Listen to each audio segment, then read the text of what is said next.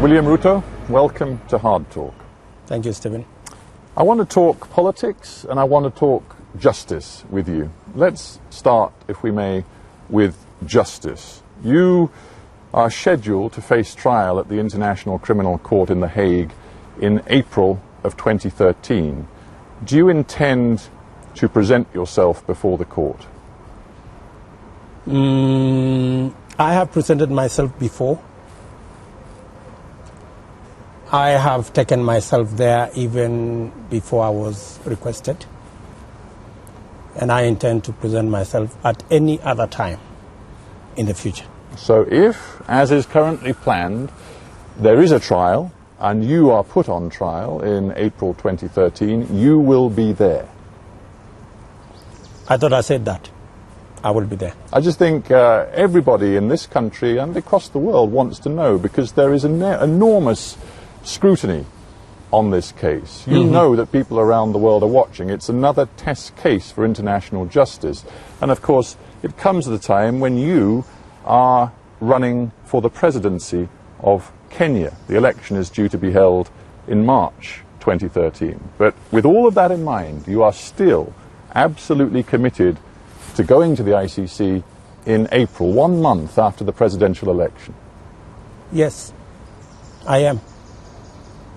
In that case, what's your message to the Kenyan people? Because if you succeed in winning the presidency, almost the first thing you will do is absent yourself from the country. And judging from the way the ICC works, it's very unlikely you would be given bail. So you would be, in effect, an absent president on trial in a foreign country. I am surprised that you are already aware that we won't be given bail. Really surprised.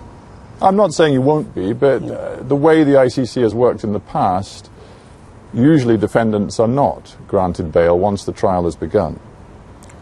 To the best of my knowledge, and on the advice of my attorneys, it is very clear that we haven't breached any of the conditionalities that were attached to our trial. We have done the best that we could to keep within the limits that were assigned to us. And that is why we are conducting this case while we are away from The Hague. I do not see any of the circumstances that were attached to our trial changing, and therefore there will be absolutely no reason for anybody to change the parameters of the way this case is being conducted. To the best of my knowledge, we will appear in The Hague, and as has happened in the past, the case will proceed.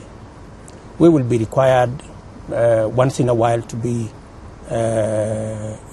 personally present in court, which we will, and the rest of the time conduct our business. So you think it is entirely practical and feasible for you to be both President of Kenya, if you succeed in your election campaign, and a defendant before the ICC facing very serious charges of crimes against humanity?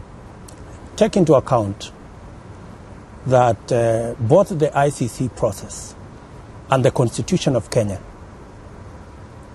hold me as a man who is innocent. And I do not find any difficulty in a man who is innocent being president of Kenya as a case is running against him in The Hague.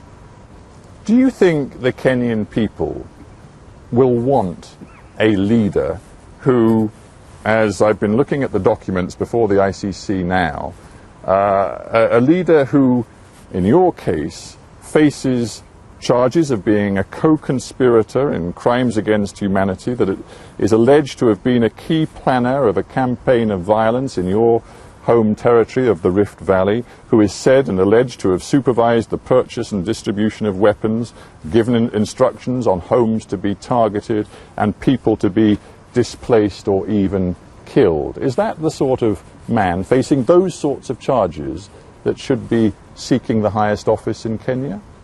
That is a message that my competitors would want to use to persuade the Kenyan electorate not to vote for me. But if the people of Kenya, despite that kind of a campaign, which the people of Kenya know, because they know me, they know William Ruto, they know the charges that have been preferred against me, and they can make the choice whether on the basis of those allegations they can go ahead and vote for me or not. But of course, and if they choose to vote for me, then it tells you very clearly that they have an idea as to how we ended up with those kind of charges against me. But of course, the people cannot know whether you are innocent or guilty. You've already mentioned to me the very basic principle that a man is presumed innocent till proven guilty. Mm-hmm. But of course, the court has not yet heard the evidence and there has been no verdict. So no one can know what the verdict will be. I just wonder, given the gravity of the charges and the nature of the evidence against you, which we have seen, we've seen it from the Kenyan National Commission on Human Rights, we've seen it from the Philip Waki Commission report, we've seen it from Kofi Annan's documented evidence. We know that there are very, very serious allegations sitting over your head. And on that basis, yes, do you really think it is for the best for Kenya for you to pursue the presidency? Absolutely. Precisely to disabuse this country, that a gang of people can conspire, sit in a corner, you know, because you have said many things which are not true. You've talked about Kofi Annan. Kofi Annan has nothing against me. You've talked about the rest of the people.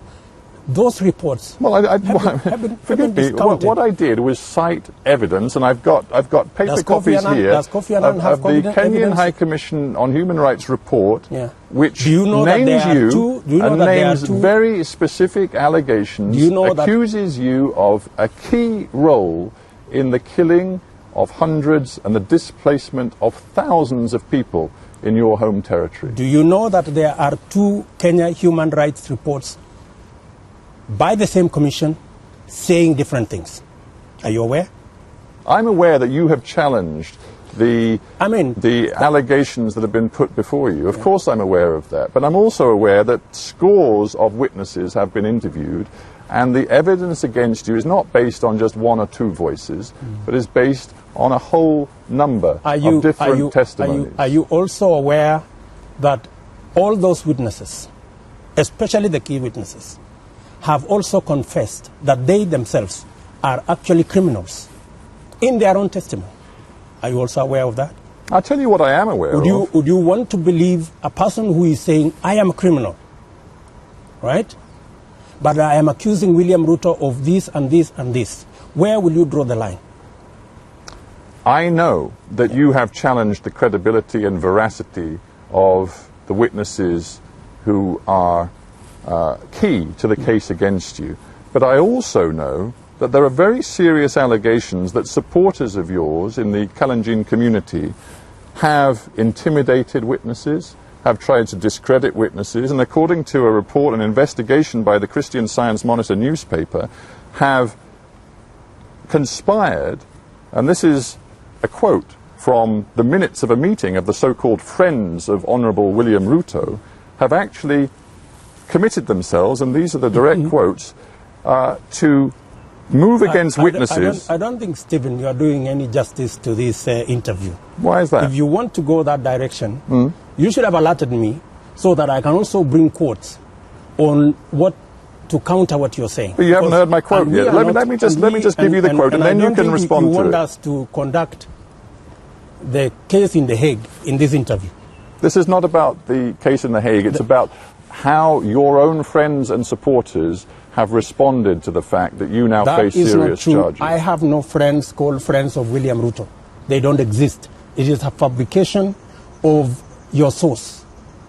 And I don't think you're going to use this interview to try and give credibility to a source that is not verified by anybody, that does not exist in any place.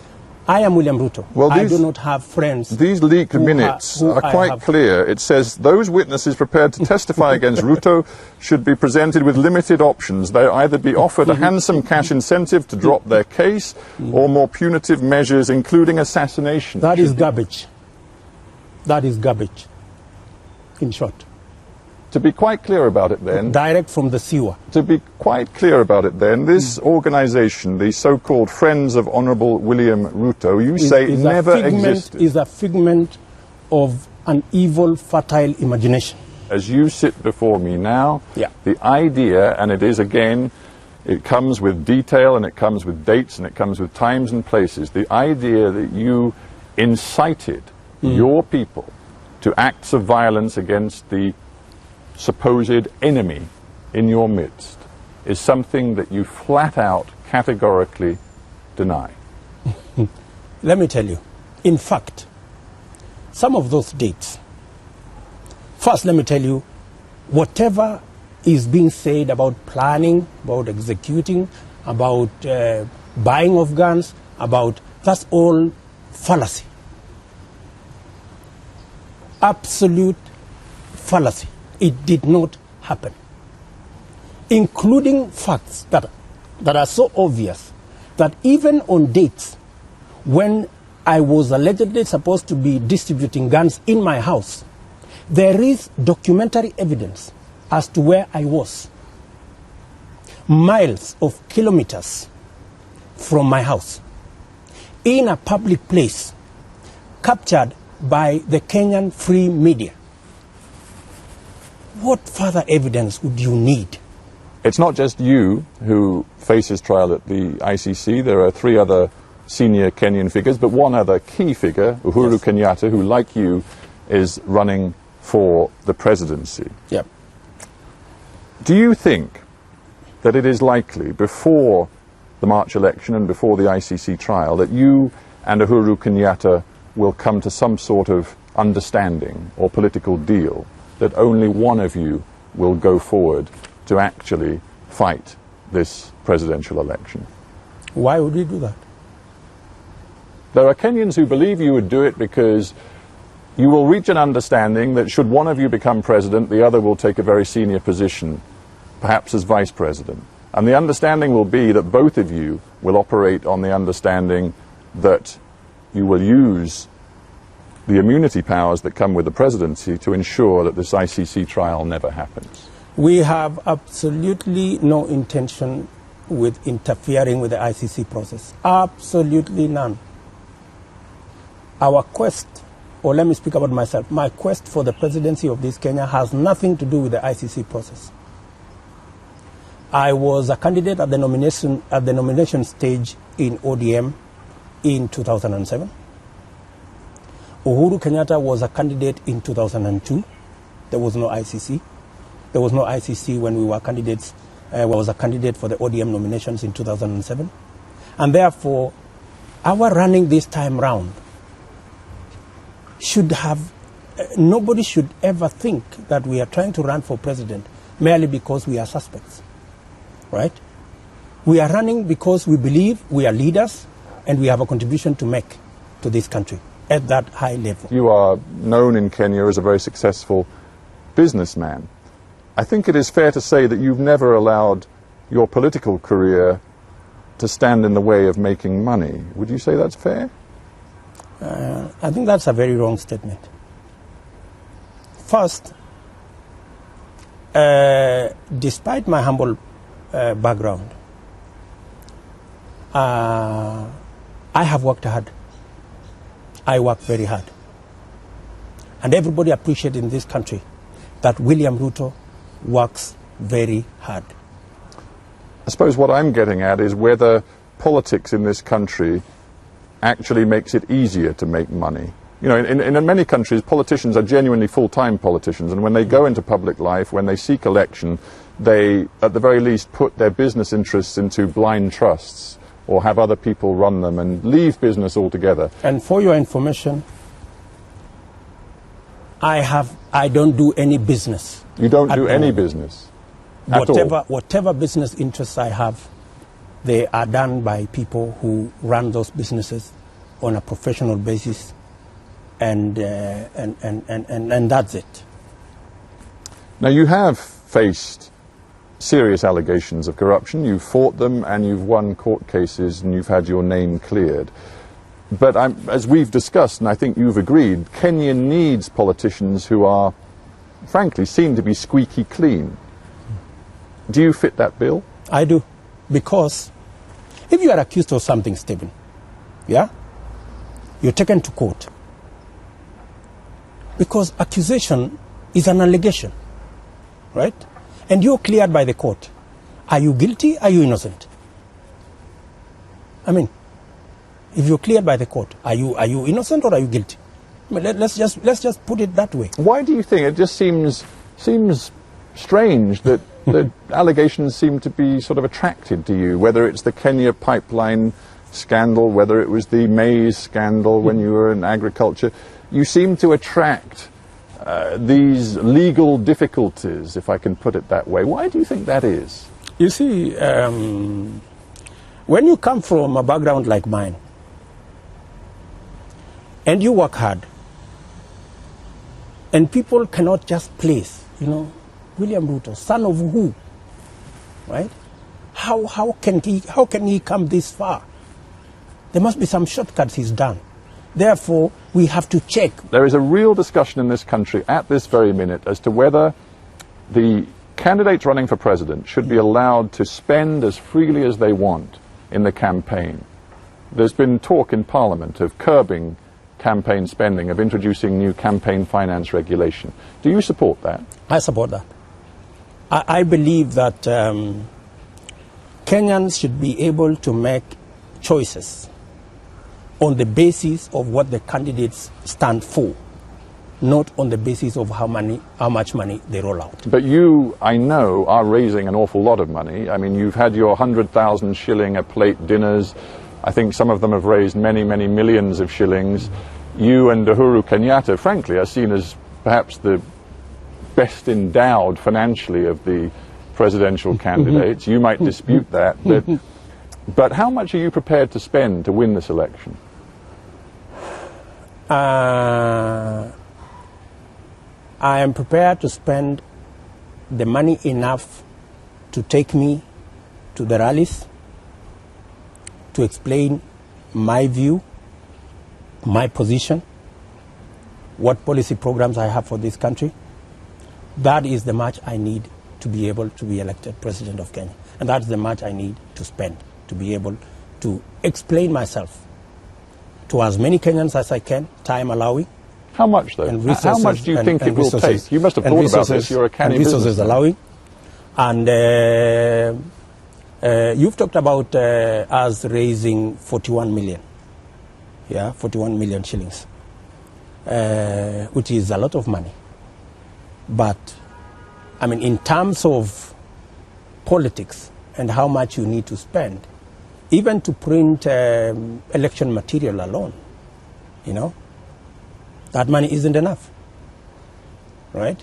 So you'll spend your own money, your own business money? We will spend money from friends. We will raise money. How much will you spend? We will spend as much money as we raise. Hundreds of millions of Kenyan shillings? And we will make it available to the people of Kenya to see.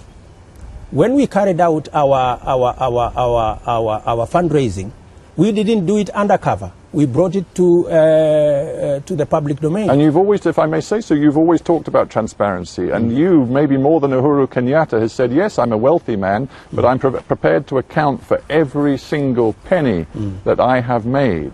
So will you here and now on Hard Talk tell the Kenyan people how much you are worth? I don't think that is a discussion for here. Certainly. But you are the man who says transparency is key. I am not in the league, of the rich people of Kenya. But I am not a poor man. The problem for Kenya is that political insecurities and instabilities seem to have slowed down Kenya's attractiveness to foreign investors.